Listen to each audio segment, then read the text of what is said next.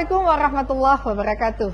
Saya Iliza Sa'duddin Jamal, Wali Kota Banda Aceh, mengajak seluruh masyarakat Kota Banda Aceh untuk turut berpartisipasi aktif dalam Hari Kesiapsiagaan Bencana Nasional tahun 2026. Mari kita lakukan latihan evakuasi mandiri pada Minggu 26 April 2026, tepat pada pukul 10 WIB, tanda sirine secara serentak akan dibunyikan. Saat sirine berbunyi, tetap tenang dan jangan panik. Ikuti jalur evakuasi dan arah petugas dengan tertib. Kesiapsiagaan adalah kunci keselamatan.